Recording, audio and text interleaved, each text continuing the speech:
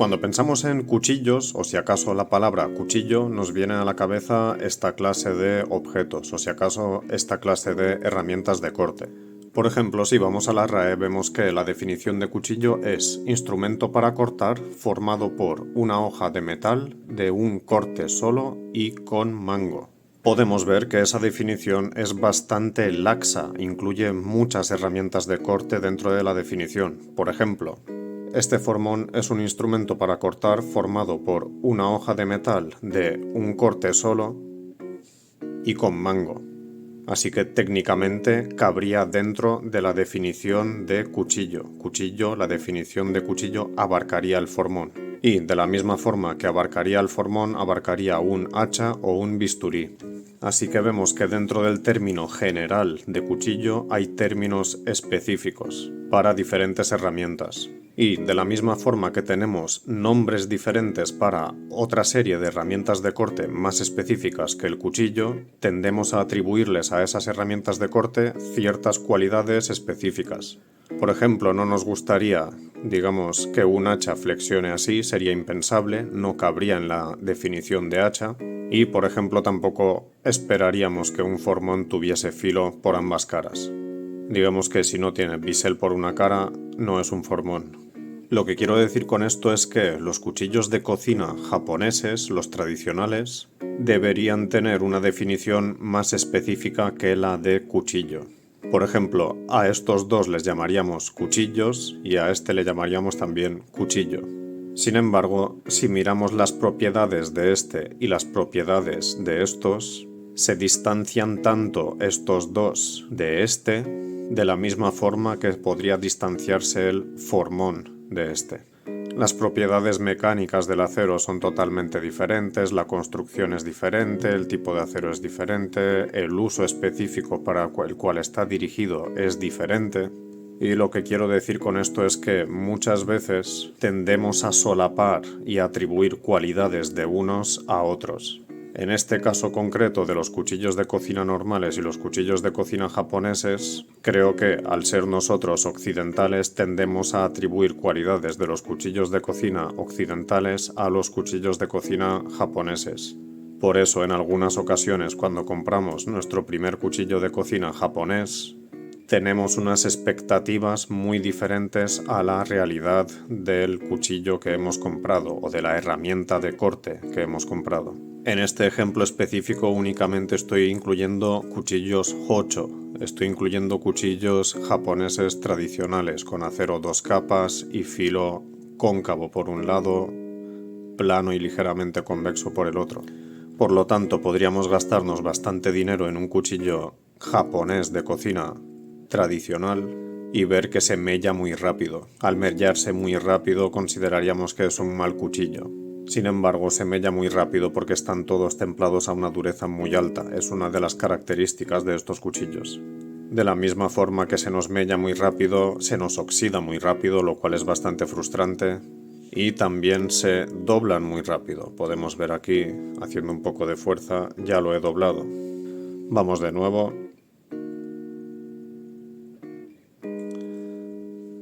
Ya está doblado. Por ejemplo, sería impensable que este se doblase. Sin embargo, no tenemos en cuenta que por el tipo de herramienta que es, no hay problema que se doble, ya que sus características, sus cualidades son diferentes a las que nosotros teníamos en nuestra mente. Por ejemplo, si este fuese a doblarse, podríamos enderezarlo con un martillo sobre un yunque, pese a que esté templado, pese a que el filo se melle muy rápido y sea muy duro, ya que la construcción es que 2/3 partes del acero es hierro blando maleable y una única tercera parte es acero duro templado, le otorga unas cualidades que le permitirían soportar esa clase de abuso que esta clase de cuchillo no podría soportar.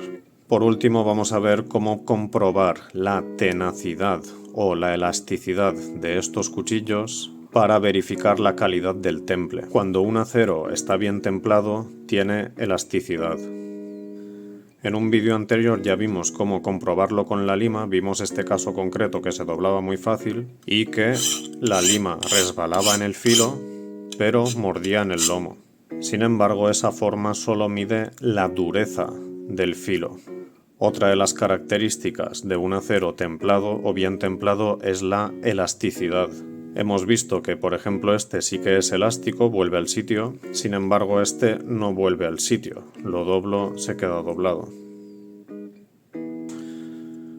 Vale, voy a probar con un mechero, voy a hacer un poco de fuerza y la luz, el reflejo de la luz en el ápex debería deformarse y luego volver al sitio. Vamos a ver. ¿Podéis ver ahí?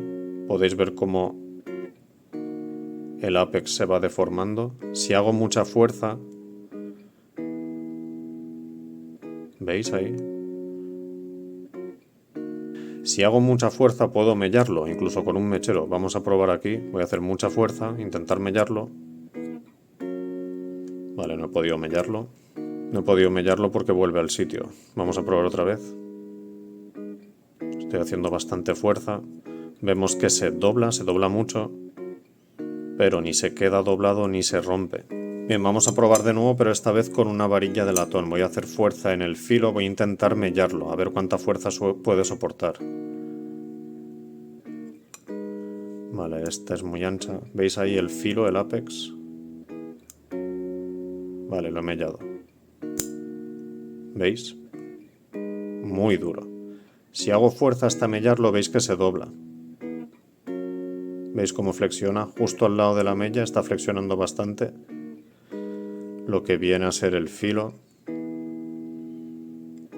El ápex más bien, otra mella.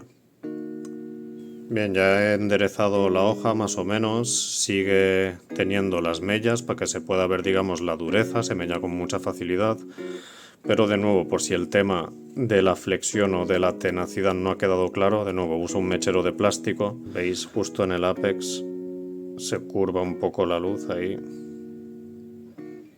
Eso es que se está doblando pero que vuelve al sitio cuando lo suelto. Si hago un poco más de fuerza, se mella como aquí porque está templado a una dureza muy alta. Vamos a intentar ver esta misma prueba con un cuchillo que flexiona y vuelve al sitio muy fácil. Vemos también que el filo se curva. Así que vamos con la varilla de latón a ver si lo puedo mellar y qué clase de mella se le quedaría. Vamos a hacer fuerza. Podemos ver que ahí se dobla mucho. Y no se mella, sino que se queda doblado. Veis que no se ha mellado como el otro. Estoy haciendo muchísima fuerza. Veis que se dobla mucho.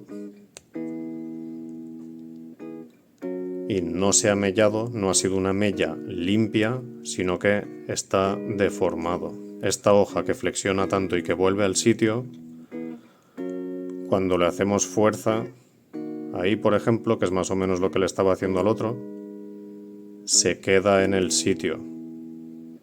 ¿No os parece impresionante? Cuando doblamos la hoja de actúa como un muelle. Sin embargo, cuando doblamos la hoja de no actúa como un muelle. Mientras que en el filo, si aplicamos fuerza en el filo de de la misma forma que aplicamos fuerza en el filo de vemos que es mucho más elástico, ya que al aplicar poca fuerza, actúa como un muelle en el filo, mientras que no, se dobla, lo hemos visto ahí hacia la punta, y si nos pasamos de fuerza, se mella de forma limpia debido a la alta dureza, mientras que únicamente se dobla, se deforma y ya está, no se mella. Vale, aquí tengo esta botella de cristal. Como sabréis, el cristal es un material muy duro, tiene mucha dureza, es muy frágil. Y vamos a ver, esta sección de aquí parece limpia, parece que no tiene rayas. Voy a intentar rayarlo con este cuchillo. Voy a hacer un poco de fuerza.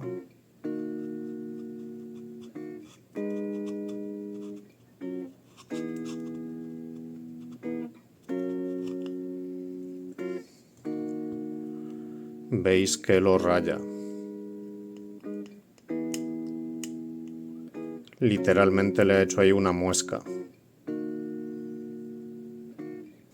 Vamos a probar si acaso con pero ya os digo que no.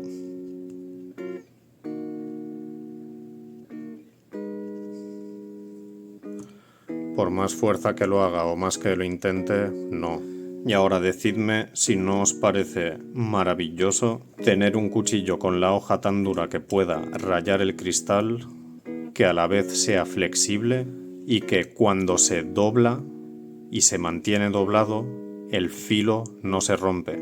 ¿Os imagináis coger un trozo de cristal no más grueso que la capa de acero de este cuchillo y doblarlo igual que hemos doblado este cuchillo y que no se rompa? A mí estas características de los cuchillos de cocina japoneses me parecen verdaderamente maravillosas, asombrosas.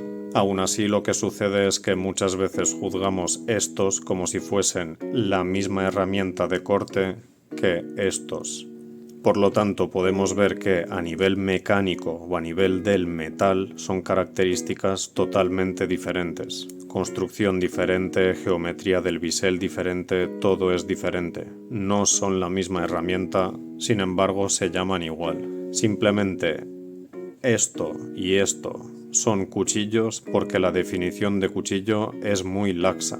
Bien, compañeros, pues espero que os haya gustado el vídeo, espero que os haya parecido interesante. No me ha hecho mucha gracia mellar este cuchillo, le tengo bastante aprecio, pero en fin. Lo dicho, espero que os haya gustado, espero que os haya parecido interesante. Nos vemos en el próximo.